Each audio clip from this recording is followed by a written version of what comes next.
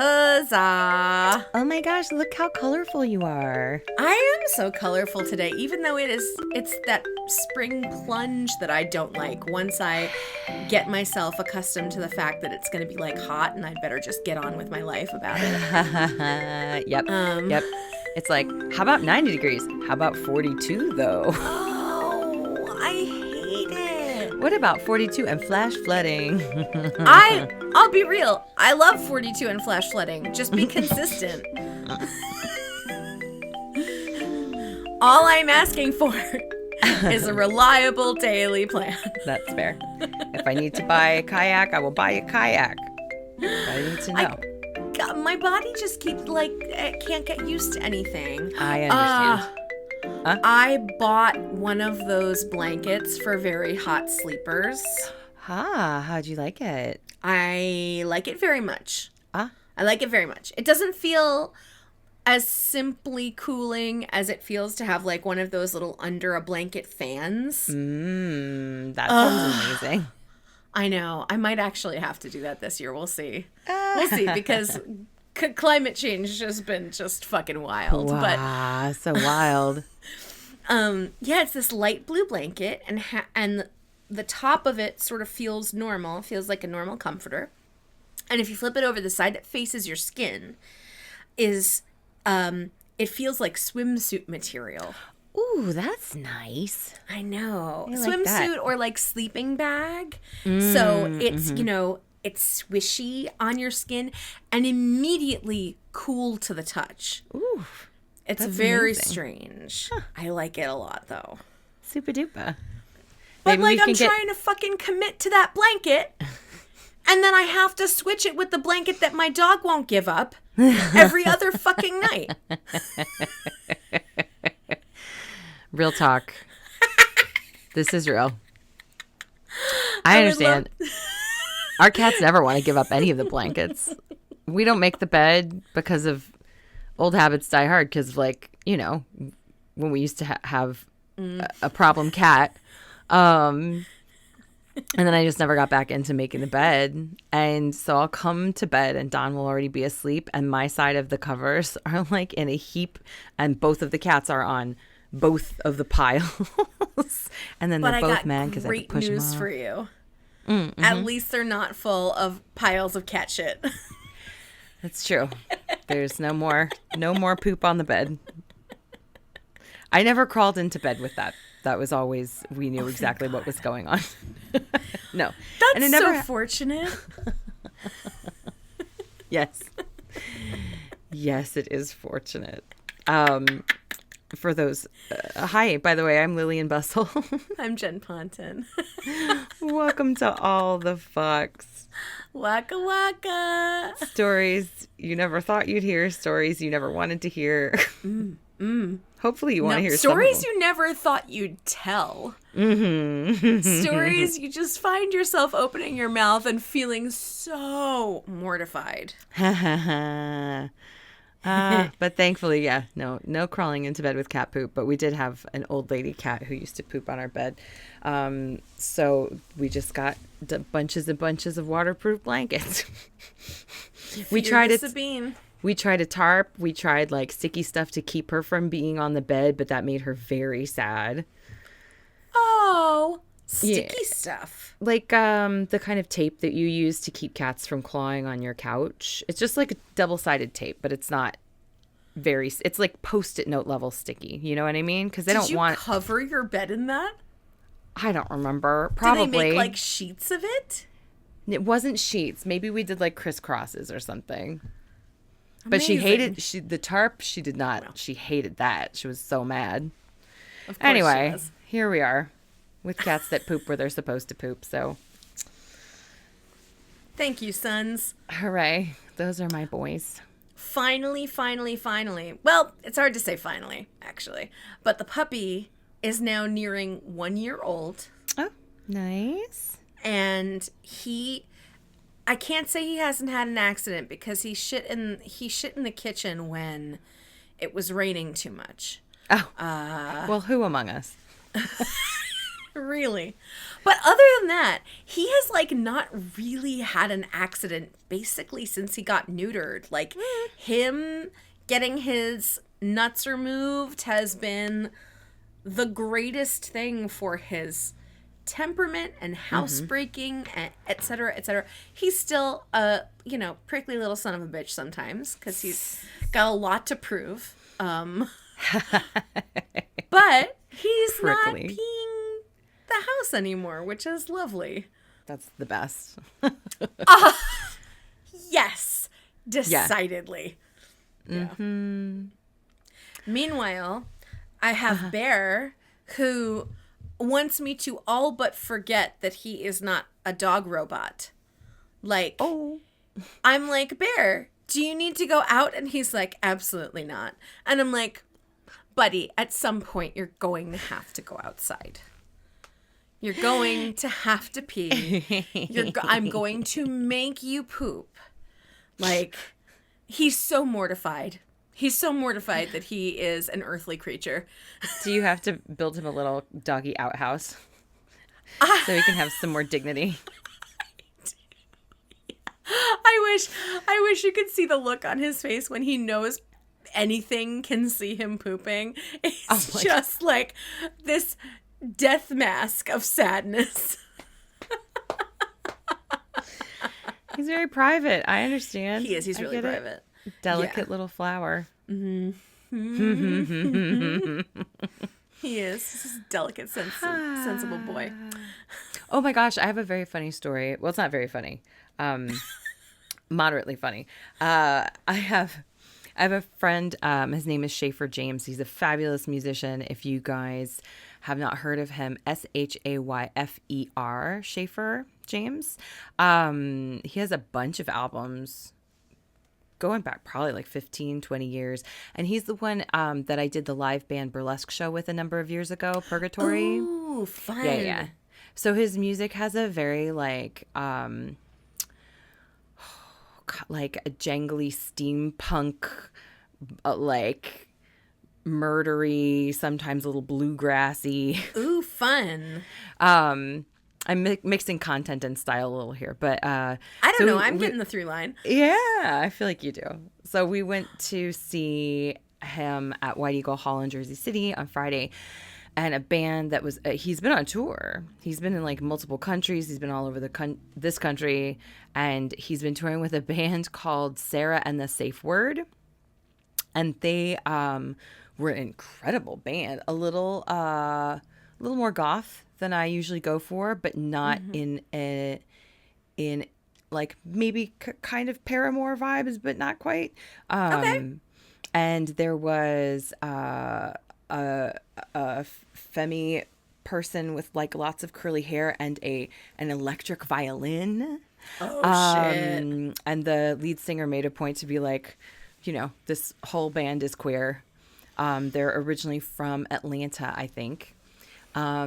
And that and a combination of just like, I guess, a different crowd has discovered Schaefer. And there were so many, like probably early college kids, maybe a little bit younger. And there was one like 8-year-old boy and his mom there, which I was like, where did you come from? But maybe they're friends. I don't know. So yeah, his demographic has like skewed down a little bit younger. And there was a whole cadre of like adorable, like genderqueer, androgynous-y, sometimes Jack Skellington-y, like possibly crossover into Ren Fair teenagers just bopping the fuck out. Like they knew all of the lyrics to everything. We've been following him for a long time, so I know a lot of the words to a lot of things too, and I have an act to one of his songs. But it was really fun to watch that. He's always had a following. To watch him be the new teen goth sensation. It was really shit. That's precious. Like at one point during one of the waltzy songs, a bunch of them grabbed each other and like tried to waltz / mosh. Oh my That God, was yes. so cute. I don't think I've ever felt so distinctly 44 in my entire life, but That's the exit ramp for that for sure. bye-bye. Oh, Goodbye, childhood. amazing. Yeah, that's where I'm at. And I was telling Jen I've gone Funsies. back into physical therapy, so I get to see my team of people who I really love again. And apparently I did not hurt myself too bad Hooray. the last time I hurt myself. So I'm just, going to do my best. Not, they kept asking, they're like, "But what happened?" I was like, "I just fell down." And they're like, "What happened?" And I was like, "I tripped and I fell down." What are you talking about? What happened? What? I tripped and I bit it. I'm actually quite good at falling down though, because I do it a lot, or I used to. Thankfully, have not done it in a long time. It's because you're wearing those readers now. Not while I'm walking across the street, Jennifer.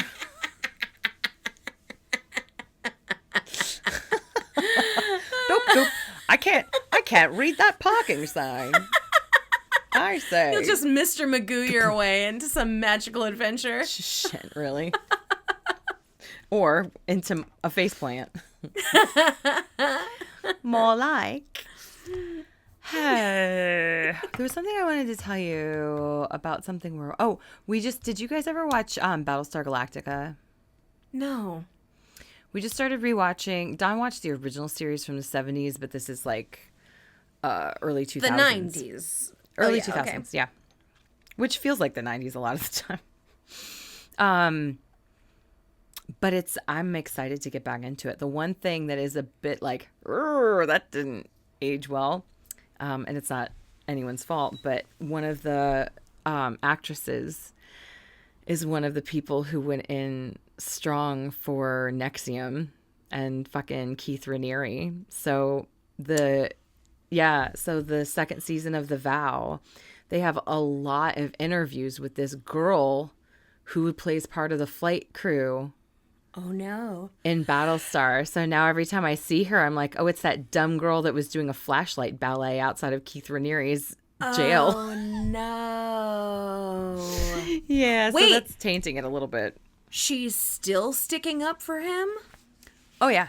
Oh, you should God watch. You damn have to it. watch The Vow. You have to watch it. I watched season 1. I didn't realize I was missing so much fucking tomfoolery with season 2. Oh, it's the tomfoolist.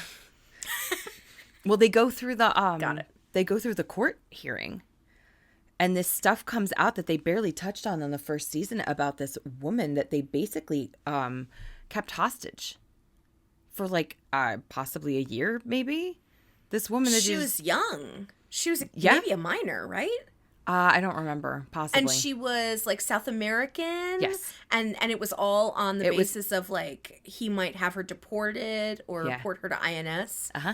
Bullshit. Yeah. And her sisters were involved in it too. Like just so messy. But yeah, you have to watch it. It got a lot of actors, that group. Well, Not it's great. the same thing like Scientology, where it's like personal fulfillment and networking.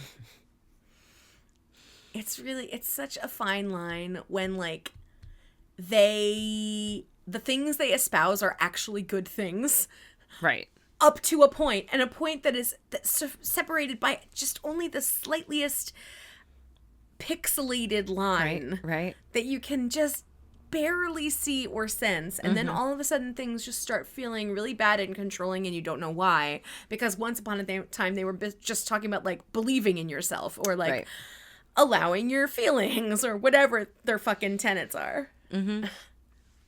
Yeah, there's a really good podcast I like called The Opportunist, and I'm pretty sure that's where I heard about this. It might have been Was I in a Cult, but either way, both are good. And it was about an acting class. Maybe it was a little bit culty.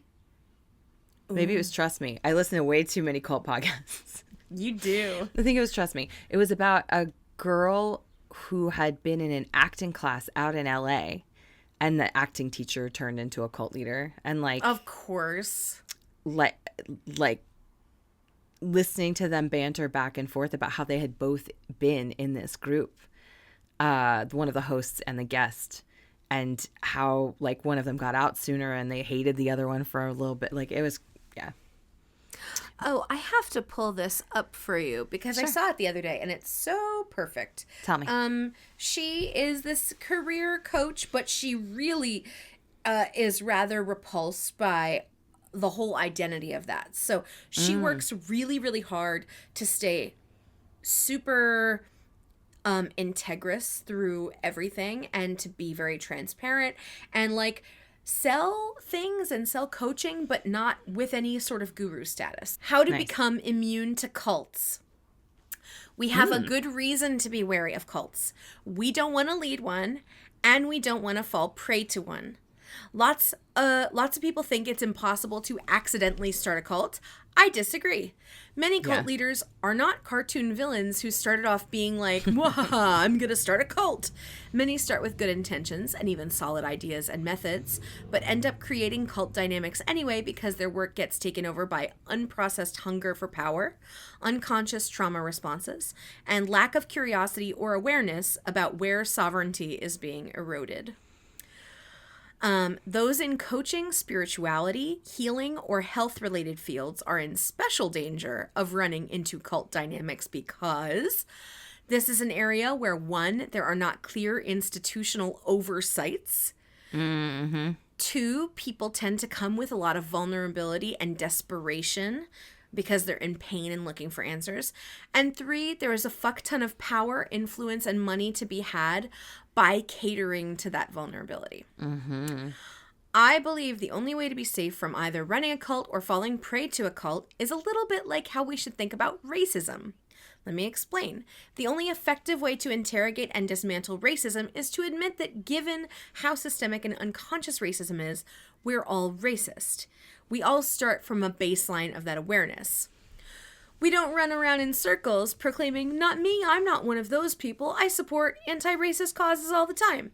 The only honest, ethical, defensible place to start is, yes, I am part of a profoundly racist society. I have inherited an economy, a political landscape, and a culture that was built on racism, so I too am racist and bear the burden of accountability.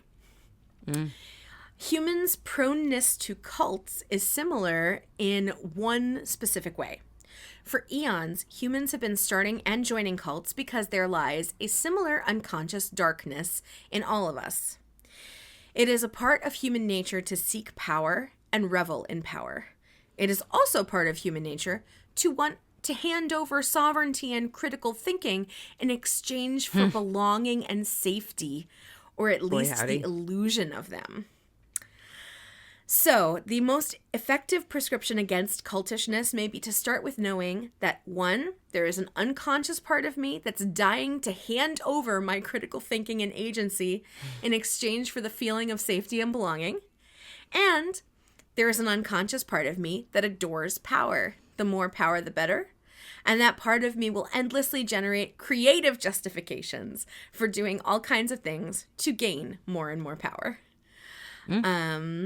Looking at the darkness in our own murky, shadowy, unconscious mind is always painful, but if we're not willing to do this, the darkness will own us and control us outside of our awareness, and that's when the bad shit happens. Dang. Yeah. Wow. That's so true, but like the prey, like the vulnerable, like that's the same thing with multi-level marketing stuff, like whatever the cult looks like. That's what, when you're like, I need to turn it around and believe in myself, which is why it could be coaching. It could be like Teal Swan and all of her, it's okay to talk about suicide stuff. Like, right. Bonkers. Yeah, really crazy. I thought it was very interesting that she was like, that is why we're so willing, because belonging and safety are so worth, for whatever reason in our genetic programming, they're so worth handing over the keys to our agency. Correct. And that's crazy. But in those moments where I too have fallen for, the fucking box trap on the floor, it has been like, hey, let me make everything easy for you and take care of it all. And I'm like, okay, great. Yeah. Where do I sign up and how much do I sign over? Right. Yep. Oh, so here we are. Also, in just like in the gravelly devastation of I did restart watching The Last of Us, and it's great. Nice. And I think I'm approaching an episode that most people were like just blown away by and, you know, cried themselves into a hole for 900 years. Yeah. I am not there yet. And I'm like, Are you not enjoying it? No, I am enjoying it. I just sort of feel the sword of Damocles. Oh, no, it's beautiful. Oh, it's yeah? It's the third episode, yeah. Oh, I got through it. It was very beautiful. There are also other things that happen. It's like the red wedding every episode. But but you know, it makes you cry because they make you like those characters. Like, you're here for it. I think that they did a great job of very quickly showing you. Oh, and while I was at a friend's house and they did just like the very beginning of the video game for me so that I could take a look at it. Ooh. It looks cool. It looks cool as hell. Like, it's mostly a first-person shooter as far as I can tell. Mm-hmm. But the storyline stuff and the in-betweens and the character arcs, it's good. And the guy who created the game was like heavily involved in everything about the show. Nice. So like that's why the aesthetic is so similar and like, yeah, I don't know. It's nice. Good programming. Sucks about the writer's strike. Not sucks about the strike. Sucks about having to strike. Right. 1000%. We're recording this Fuck Buddies on day 2 of the WGA strike. And is it 2? Is it 3? It's 2. Today's May 3rd. I think today's day 2. Right, because it was by the end of day on Monday that that AMPTP was like, fuck off. Mm-hmm. Yeah,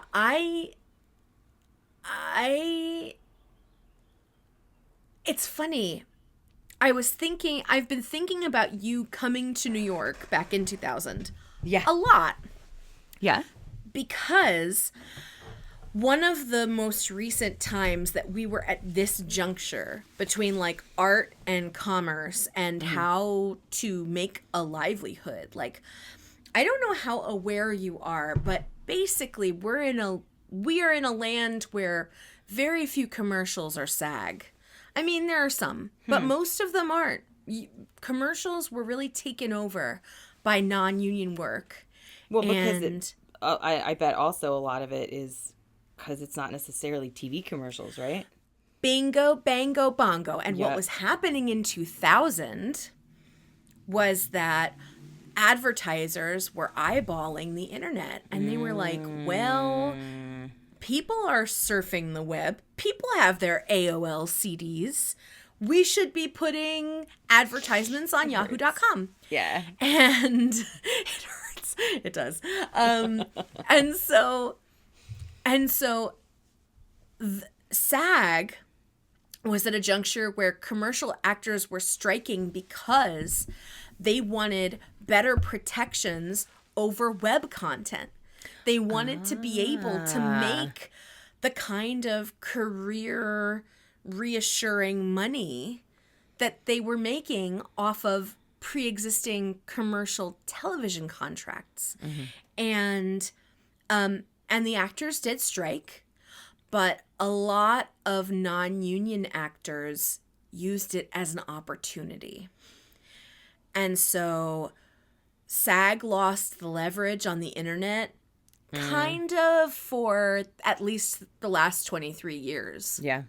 During that strike, because commercials that would have paid actors like $30,000, non-union newbies were coming in and were like, whatever, I'll do for like $1,000. That's great. And so now they're like, oh, hey, look at all of these desperate non-union people who are willing to make our internet content that we don't have to be that cooperative with SAG over it. Oh, God. And so we've never, ever gotten appropriate pay for web anything, right up to streaming. I mean, Right. what the writers are going through is what actors and very likely directors are also going through. IATSE. Like, none of us are being paid a living wage. It used to be that you could do a commercial and you could, you know, put a down payment on a house. You could take care of a parent. You could put a child through, right? Like, Because you got that, because it's Doritos, and Doritos has that kind of money. yes. And Doritos should be paying that kind of money to advertise their fucking Doritos. Right. But when they give you a payout of like $500 for, you know, limited ad run, like, that's not work. And you still book at the same rate. It's not like you're booking all the time and kind of making up. Like, you're booking like a normal actor, which is to say sometimes Right. for nothing. And the same thing goes with writers. Like, it can be a drought for who knows how long. It's astonishing. So it's really important that they win this one. Because DGA and SAG, both of them have contract renewals later this summer. And so what the WGA is doing right now is really going to set the tone for what we should all be fighting tooth and fucking nail for. This, I mean, I hate to be so dystopian, but I think this is sort of like the last juncture of how much power we can and fortitude we can still hold on to in a world where just corporate greed is wiping out every field. And it does not matter that it's film and TV and it's like the wallpaper and background noise of everybody's life. Woof. Yeah. This is just where it is. Like, giant tech billionaires own these companies and they're trying to make it so that they can do as little as possible and give as little as possible and automate as much as possible. It's very scary. It's very scary. If we get a foothold here and we get these contracts in the favor of artists, we'll see how long we can, like, stave off whatever fucking hellscape is to come, but I don't know. Wow. Well, here we are. So, I've been watching The Last of Us, and I watched the new Whitney movie, and it was so sad. About Whitney Houston? Oh, I don't know anything about it. It's I Want to What Dance if you were with like Somebody. Whitney Cummings, duh? No, it's I Want to Dance with Somebody, and it's on Netflix, and it's really good, and it's very gay. Is that Jennifer? Who is playing her? Somebody good? No. She's young. She's young. I don't know what else she's done. She is spectacular. Hold on just a moment. I Wanna Dance. What am I thinking of? I'm thinking of the Aretha Franklin movie. Correct. Her name is Naomi Aki. I've heard of her. Nice. She also did something called Pussy Island. Yes. She might be English. She did The End of the Fucking World.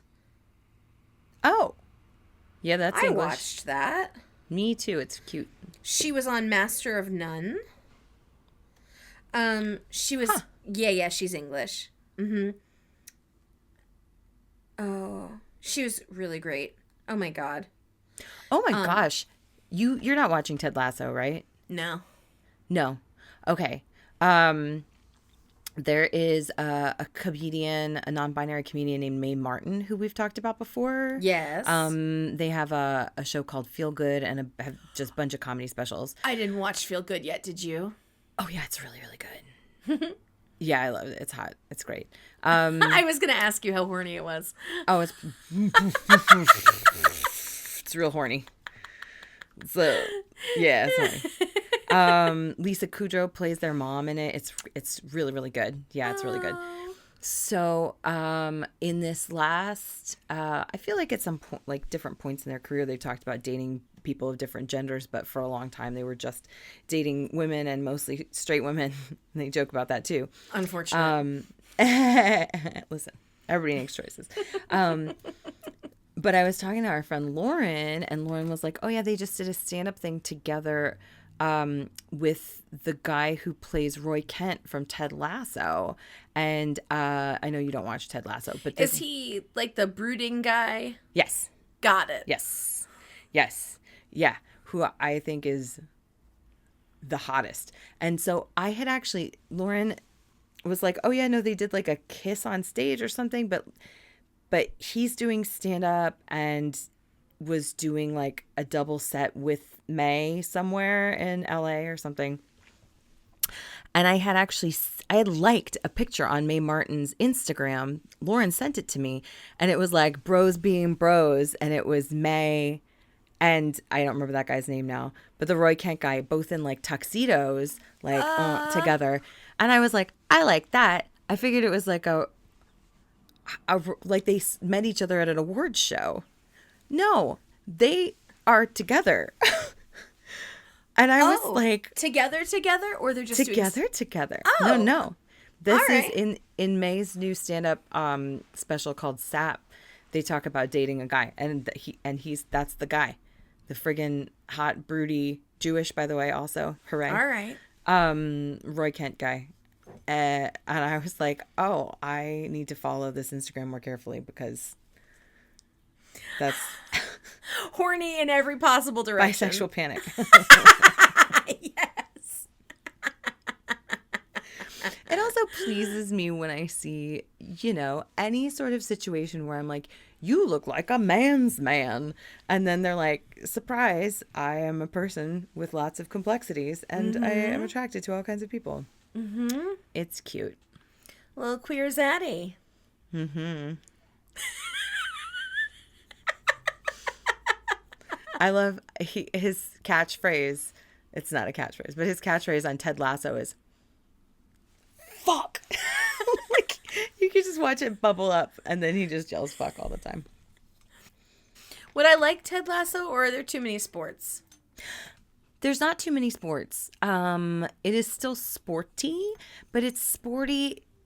You could honestly almost rewrite it with, like, I don't know, Theater kids? like an improv team or something. Okay. If we lived in a world where there were competitive improv teams, like they go into teamwork stuff. They don't really go a whole lot into like the rules of soccer. I find a lot of the characters so likable that they're almost improbable, but I think it's cute. The very most recent episode actually also talks about not specifically revenge porn, but like a hack where a bunch of celebrities get their like dirty pictures and stuff leaked. And they talk like the team is like, oh yeah, I'm going to go look at that. And they're like, that's gross. You guys don't do that. And they're like, why not? They shouldn't have made the video if they didn't want anyone to see it. And then they find out that one of the people whose stuff got leaked is their friend Keely, who works for the team. And it was neat to watch like all of them change and be like, oh, and one guy makes them all sit down and delete like all of their naked pictures from all of the people on their phone. So there's like wholesome things like that where you're just like, oh, it's nice. It's nice that you're nice. And people kept telling me that, which is why I didn't watch it. They're like, it's just nice to see people be nice. And I was like, that sounds boring. Nope. No, I do actually need that. I do. So what did you want? You wanted to dollop me on something. I'm going to dollop you on something else that's weird, New Jersey. Also, Lillian. Did you have nightmares about the big red eyeball guy? Girl, I had daymares because the day after you dolloped me, I got asked to go on a little dog venture with Jody and her friend Diane, and we went into the motherfucking Pine Barrens. Oh, did you? I literally crossed over the Mullica River and was like, fuck. Look oh my for a God. tall thing scratching its back on a tree. No! And then running at you like this. Oh my God, no. no, no, no, no. No, no, no, no, no, no, no. No, no, no. No. Please make a gif out of whatever that was. Oh, I shall. Oh my God. I couldn't get out of my head. I have the dogs and I'm just like, I know this motherfucker eats horses. Does he eat little yappy morkies? Like, what's going to happen here? Are the dogs going to see? Are they going to protect me? Bear, get the fuck back here. And then I conveniently did not mention it to Jody and Di, but still, for the entire time, I had, like, eyes over my shoulder. I don't blame you. It's rough everywhere right now. Even in the Molucca River. Oh my God. Especially in the Molucca River. But today, today, I am going to take you just a couple miles away over to Sea Caucus. Today, Lillian Bustle, I am dolloping you on Snake Hill. And that's right up the street from me. It is. So, fuck buddies. I mean, not really. Like, I could walk there if I really wanted to, but I could get there quickly on a bus. Yes, exactly. And everywhere you have to go passes this. So, fuck buddies, Snake Hill is a giant jutting rock structure basically over exit 15X on the turnpike. It's just across the street from Sea Caucus Junction. And the eastern spur of the turnpike is right next to it. And you'll notice it via all of the graffiti when you're going towards New York. And then once you pass it, there used to be like a smokestack, like an incinerator that was right there too. Which was, for me... That's not ominous. Exactly. That was always the positive indicator for me that there were adventures to be had on old Snake Hill. So, hang on, I'm looking up I want to see where it is. Because I have no familiarity with this. Like, when you say over by Sea Caucus Junction, I'm just like, that's in the middle of a swamp, no? It is in the middle. Yes, it is. Yes. But then you've got the turnpike, literally the lanes of the turnpike right between Sea Caucus Junction and Snake Hill. Just one giant craggy fucking rock. Ha ha ha. Okay. Very large. Weirdly, there is a... did you just say craggy? Because that's literally what Google Maps says. I did say craggy. Craggy hill with river and park vistas. Oh, shoot. Yeah, look at that. Holy crap. Yeah. That is a weird... Okay. Okay. All right. I'm ready. So, Snake Hill... Sorry. It's listed as a mountain peak. I don't think it really qualifies as a mountain. Of course. Just for the record, it has 4 out of 5 stars on... Google Amazing. Maps. Who's the one person that's like, this was not craggy? Deduct 1 star. -1. Go on. Okay. Lillian Bustle, why do you think it's called Snake Hill?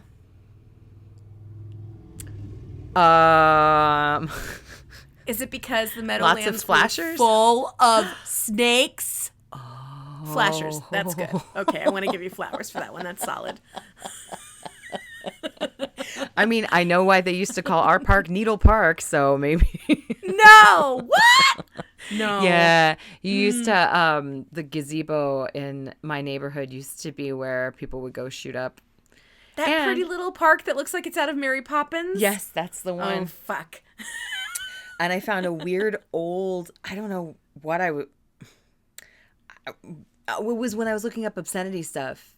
I found an old website that was like where to find gay cruising spots.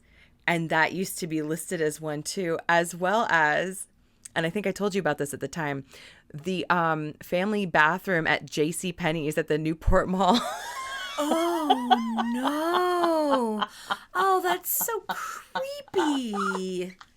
Which is the one that I would go to after Lush all the time if I was like wandering around. You were cruising and you didn't even know it, honey. You would have found your favorite kind of guy. That's true. My dream. Maybe minus the serial killer part, but you know. Oh, not everybody who wants to have anonymous sex in JCPenney bathrooms is a murderer. But if you decide it's going to be the family bathroom, god damn it. It's just bigger and private. Yeah, sure. You can lock that door behind you. Yeah.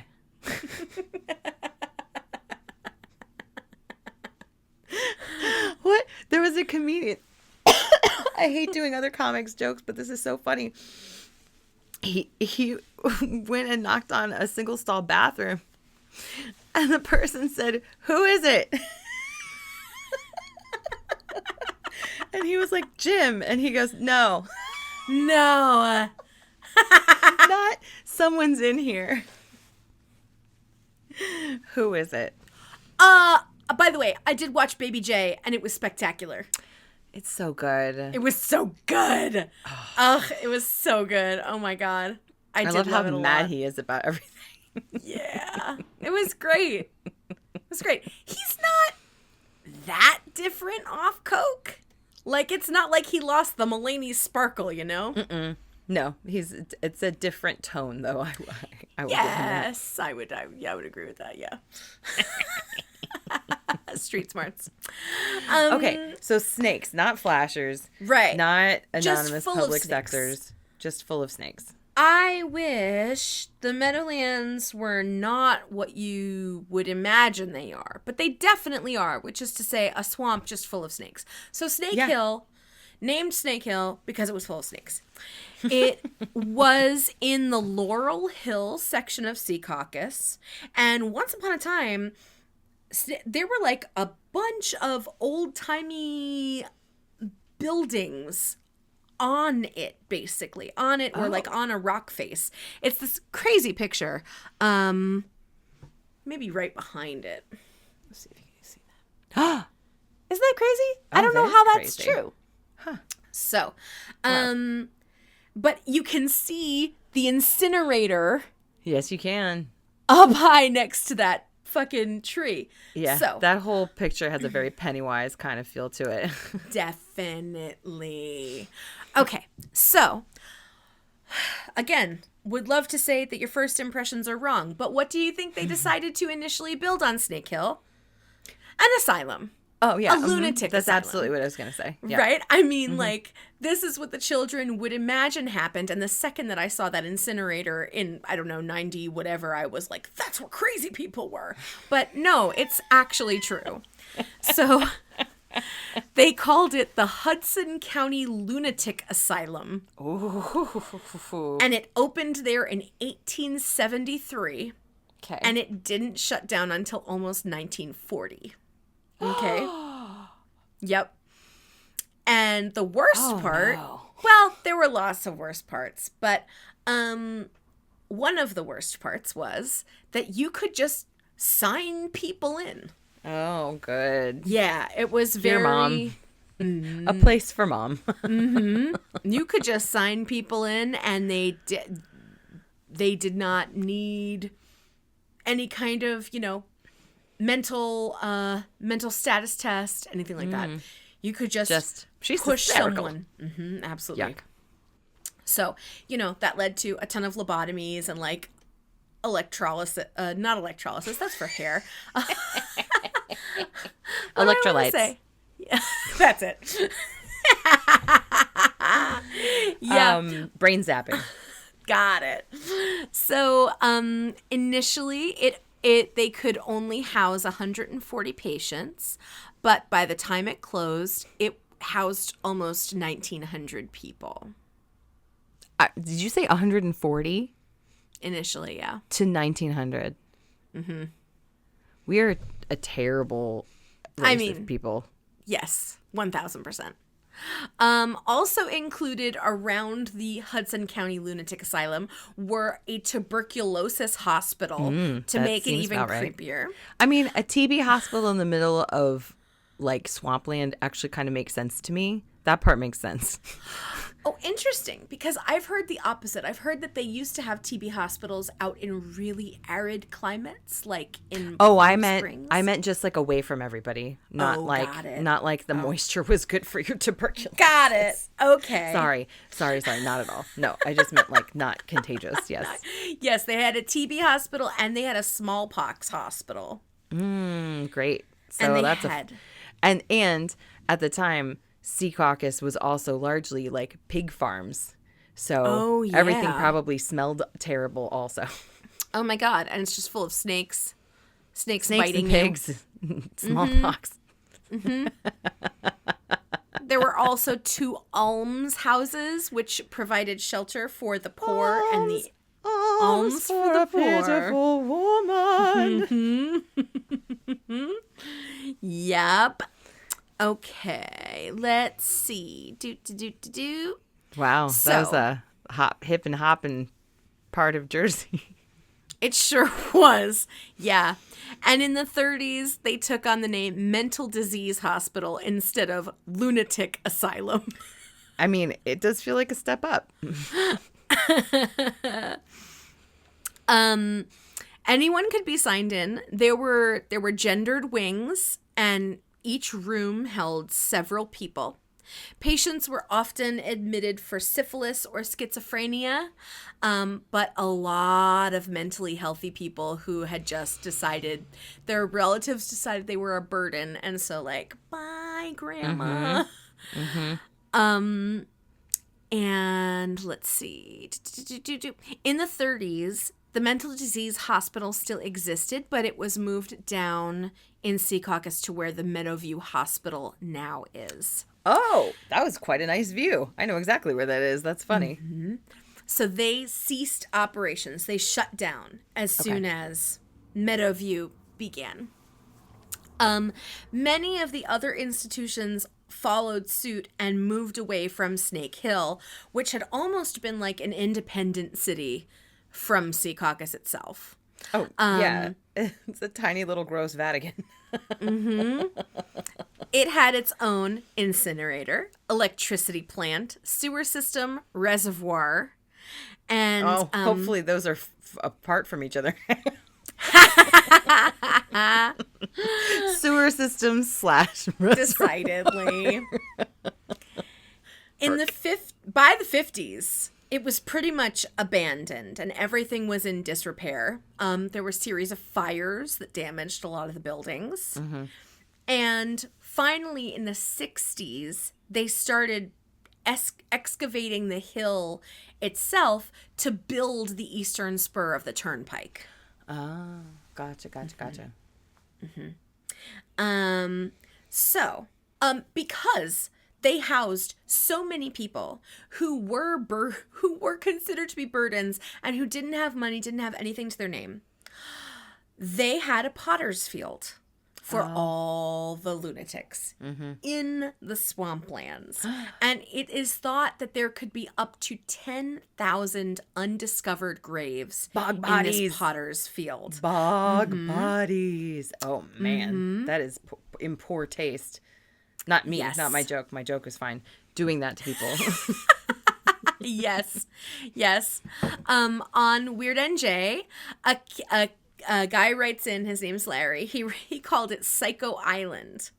Yikes. And he remembers every time he drove down the shore, seeing a scary-looking hospital, which his father told him was a hospital for the criminally insane.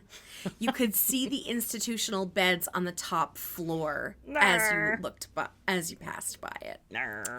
Everyone's parents told them, oh, crazy. Yeah. Someone else writes in, what's now called the Meadowlands was then called the pig farms. Yeah. Grace, Don's mom told me about that. I mean, she's not the one who wrote it on Weird NJ, but that's how I know it. It might be. I don't know. Shouldn't cut her off like that. That's true. What do I know? So, they actually carved away a bunch of the rock face in the 60s. It used to be more substantial. And the rock itself, as you see it, is what Prudential uses for its logo. The Rock of Gibraltar is Snake Hill. What? Oh, my God. I know. Isn't that great? Wow. Okay, so fast forward to the 90s as they are building Secaucus Junction. NJ Transit needs a new way station that's not Newark Broad Street or Hackensack. So let's build this giant train depot in the Meadowlands where nothing is, except the remains of maybe 10,000 people who died on Snake Hill. 10,000 people. What a horror show. What added to the nightmare of that is that in 1973, the superintendent of the county morgue removed all of the headstones from the area when he was supposed to disinter a few bodies.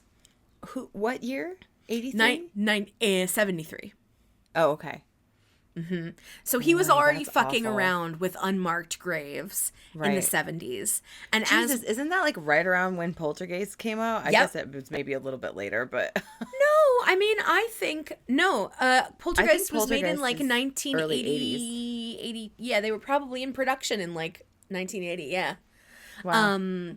So there are already all these graves being disrespected, not accounted for. And then in the 90s, they begin the excavation for this giant train depot. And as their machines are digging, they unearth like 4,000 bodies. Weird NJ says while they were clearing land for a road leading to Secaucus Junction, workers discovered an outcropping of pine coffins, and construction was brought to a halt. They discovered that over 4,000 deceased were in the vicinity. So, at one point, okay, so here's definitely what happened. People were like, 1, 2, 3, 4, 5, 700, 800, 2,000. Oh my God, somebody counted that. Yeah, 1,000%. There is after they found those bodies and they reinterred them elsewhere, where did they put them? Into the Hudson. Fucking probably. They moved them further into Secaucus, I think. Yeah. Yeah, so it was for the turnpike ramp that leads there, which is horrifying. So it is a real life poltergeist. We actually disturbed the graves of 4,500 probably mostly mentally sane people, but a number of lunatics, and all of whom were labeled as lunatics. Wow. And so they reinterred them, and then Hudson County had a special plaque made that reads, Hudson County Historic Cemeteries. When Hudson County separated from Bergen County and was incorporated in 1840, it acquired the Bergen Poor Farm of some 300 acres on the site that was called Snake Hill. By 1863, Hudson County had built an almshouse, followed by the penitentiary in 1870, and a lunatic asylum in 1873. By 1905, there were more than 50 buildings that made up the county institutions at Snake Hill, including a general hospital, a TB hospital, an isolation hospital, a children's eye infirmary. No! One of these things is not like the others. Why in 1900 do you need an entire building devoted to children's eye trauma? Come on. Oh, God, that's a great point. What the fuck? A smallpox hospital. Because they hadn't come up with good lightweight goggles yet for all the factory work the children were doing. Yeah. Girl, it says here a special laboratory. And that's it. There is no other defining information. A school, a Lutheran church, a Roman Catholic church, an Episcopal church, and cemeteries. These were all necessary support facilities to sustain this city on the hill that included its own reservoir on the top of the hill, an electric light plant, laundry and incinerator, as well as a state-of-the-art sewer system and fire department. In 1929, the freeholders changed the name from Snake Hill to Laurel Hill because it was the crowning laurel of Hudson County. Okay. By the 1950s, these institutions were closed and relocated, and a major quarry operation changed the look of Laurel Hill. Many of the people who were buried in the cemeteries throughout the property were patients and inmates of Snake Hill or lived and worked throughout the area. During 2003, the Jersey Turnpike Secaucus Interchange Project required a major relocation of a large portion of Hudson County burial grounds to Maple Grove Park Cemetery. Oh, right. In Hackensack, New Jersey. Oh. This site serves as a memorial to all those buried in these cemeteries, which is... Boy, when you think your remains have had enough indignance, and then they're like, now you get to be in Hackensack. Girl... Hackensack is the nothingest place I've ever been. Hackensack. All of Hackensack makes me feel like I felt the entire time I watched Severance. Wow. Okay. Distinct. I don't like it. I don't like it there. It's lonely and sad. Oh. I did see there's a good community theater up there, but the weird building-y, corporate-y parts, and then all the houses made of ticky-tacky that all on that hill. Ugh. I would be really curious to know what the heyday was and how and why. These places you go through that you clearly can see that there were some civic efforts put forth because they thought it was going to be the new happening location. Hear ye, it's the heyday of Hackensack. Right? I mean, I have a feeling it's around the time that Billy Joel wrote Moving Out. Oh, I was thinking it was earlier, Reading, Pennsylvania time. Oh, I wonder. Yeah. I mean, by the time I lived there, it was sad. Sad. Yeah, pretty sad. Pretty sad. But yeah, it does have that feeling they tried to build it up and make it a nice, zippy, industrious place because we got to get people living here because they'll want to leave New York and end up in Hackensack. And that did not really happen. A lot of crazy shit happened to me in Hackensack. Oh, we just got taken for a ride by those timeshare people. Oh my God, that was in Hackensack? Mm-hmm.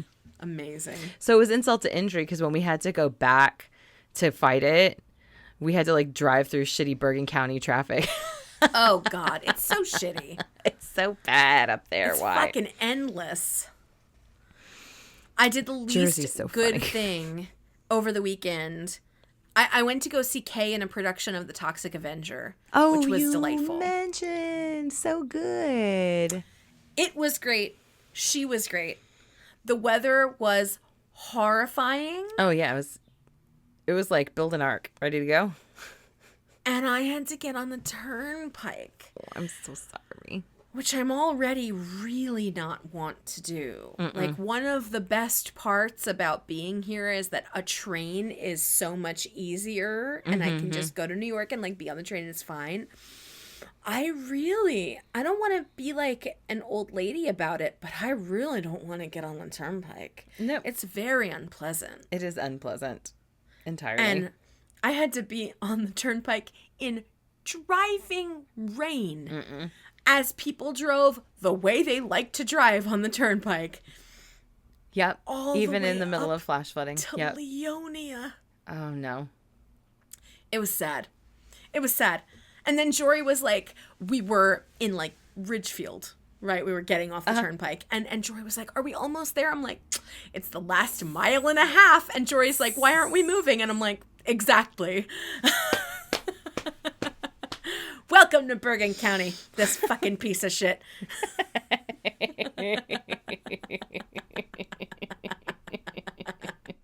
I just can't. Oh my God. I never knew Hudson and Bergen were the same until I literally just read it right now. And now I'm realizing you guys were like, enough with you. Oh, for sure. Yes. I mean, they still call it the Hudson Bergen light rail and it does go up into up there. But yeah, we're like, that ain't mine. Not touching that. Oh, man. That is wild. How Isn't that crazy? Upsetting. I don't.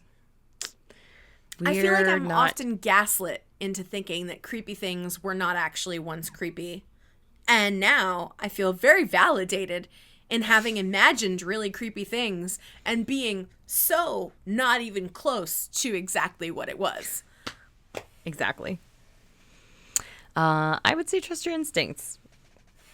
I don't know if I'm sure I have mentioned this exact thing before. I don't remember if I mentioned. My sister let me know that my elementary school music teacher passed away recently. His name was Bill Tew. He was one of the darlingest humans I was around growing up, and possibly the only like good male role model that I was around. Wow. As a child. Yeah, I adored him. He was so sweet and very weird and so talented. And he was, I definitely told the story recently. And if it wasn't to you, it was to somebody else. But I want to say that maybe the electricity had gone out at the school and they were waiting for us to like get on school buses and go home. Mm-hmm. But it was definitely a huge rainstorm and the lights were out. And he was talking about how you can feel it just before lightning strikes. Like if you are out in a storm, like the way the air changes just before lightning actually strikes near you, apparently is something he had experienced. And that just like all the hair on your arms stands up and stuff like that. And he was like, don't go out in storms anyway. Like, don't be around where lightning could hit you. But if you happen to be in a situation like that, trust your instincts. And then he paused and said, humans are the only animals who don't trust their instincts. And I think he said that to me when I was in like second grade, and not to me directly, to the whole class. But I think about it constantly. I have thought about it constantly since he said that into my little like third grade ears, second grade. I love that. Yeah. So anyway, trust yourself. Too. Trust yourself. I find that, occasionally I'm off, but more often I'm like, yeah, I saw that coming. Sure. Oh, wait, that person was terrible? The one that I was like, I don't know about that guy, you guys. Yeah. Well, you are adorable. That was a wild ride. Do you have any praise reports going on right now? Praise report. Yes, but the first one I'm going to mention is the best redeeming quality of Snake Hill, which is that what they put there a number of years ago and what didn't last for too long was field station dinosaurs. Do you remember field station dinosaurs? No. What are you talking about? It was an exhibit where they had a bunch of giant animatronic dinosaurs and they set them up throughout the park. So they made a Jurassic Park. And I went one night and it was the fucking shit. Oh my God, how funny. It was like a walking tour and each one was programmed to have like its own sounds and movements and like, swish its tail or like go down to eat some grass or whatever, or disembowel something. It was so great. And so, of course, the place that once housed a lunatic asylum and a children's eye trauma clinic ended up also hosting some, fierce T-Rexes, which, yes, was amazing. Nice. So better good. than a poke in the eye with a sharp stick, as the kids say. Kids say that. Somebody's dad used to say that. That's right up there with, I didn't know whether to shit or go blind. And you're like, that's not ever a choice you're going to have to make. Those aren't mutually exclusive in any way. I need to know for whom that is a thing. Who says that? Yeah. Oh, my friend Kelly Nichols Sorry, I just fully full named Why her. does Kelly say that when that's an old man saying? Oh, that doesn't. I mean, I say groovy all the time, and people think that's weird. Yeah, but you'll either shit or go blind. Really feels like an old man saying. Like a cautionary dude at a fucking corner store.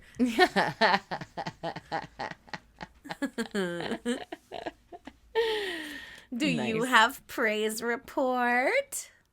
Yeah, I can't go for confidentiality reasons. I can't go into exactly what I'm doing, but I'm doing the work you love an so much. actory. Yeah, I'm doing an actory program that is kind of like standardized patient work, where people who do something important get to practice on me and some other actors, and it's something that is absolutely amazing. And it's something that I feel so it's so rewarding, and I only get to do it like maybe twice a year, maybe not once every couple years. And I'm in the thick of it right now, and it makes me super happy. And it is also interesting because I don't have to get anything, but if I'm doing the job right, I'm open to getting very emotional. And it is, I feel like I regulate my emotions so much better than even the last time I did this work. Ooh. Like, I feel like I can get in and out of that chest clutch place in a way that does not ruin the rest of my day. Whereas every other time I've done this, I'm like, I have to clear my schedule because I'm just going to be in that feeling for a long time. Nope. And I was very proud of myself. Wow. It's not that I'm cutting off access to those memories and sense memories and feelings and things like that, because I am accessing a lot of my own personal trauma for this. But I'm able to go there and then pull myself back and not let it get mixed. So crunchy. That's mine.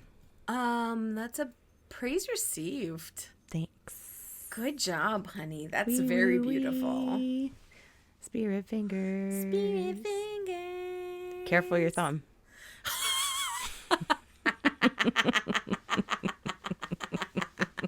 Ridiculous. In the same line, my praise report is that I've been doing a ton of writing. And I've been doing a ton of really cathartic writing. Nice. Writing about things that, like, have never had words. And, I mean, very candidly, for, like, the first time ever in words at all. Like, I've never spoken them. I've maybe thought the words, but I've only ever thought it through in pictures. But I have been diligently writing about my assault on and off over the last several weeks. Wow. And it's kind of amazing how the words come. And they're just outside of me for the first time in my life. Oh, honey. And that feels amazing. And like, whatever happens after that, like, there were days that I would get a bunch out and be like, okay, I'm tapping out for the day. Goodbye. No, I'm not humaning anymore today. Or there are times that I put a little bit of it in and I feel like I can rebound back to myself better. But it is absolutely, it is a healing activity. For fucking sure. Mm-hmm. So that's like, that's like a big deal. That's badass. Hell yeah, up top. Up top! Yeah, it feels really I'm proud of you. Thank you, pumpkin. Yeah, me too. And also, I listened to a shit ton of We Can Do Hard Things, which I'm sure has been, like, floating it a little bit. That's the podcast that Glennon Doyle does.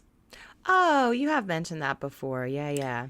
she does it with her sister Amanda, who she mostly just calls sister, which is very cute. And Abby Wambach, her fucking dreamy wife. And the three of them host it and always have really incredible talks, just the three of them, but also they pretty much every week is a guest. And it's some incredible guest talking about, you know, big cathartic healing shit, or like or uncovering your trauma. Oh, Bear's doing the thing he loves to do. All right, well, that's a fun little sound. Yes, he's just, what are you doing? You're behind my backdrop, you goop. There. Tail. Oh, buddy. He's such a good boy. You want to see his dumb head? I do want to see his dumb head. Where's your dumb head? Look at your dumb head. Hi, buddy. Yay. Oh, I love that head. So when you have a chance, could you please just bite his little ears for me? Just like a little. I'm gonna get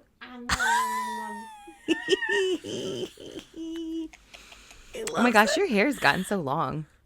It is so long. Ooh.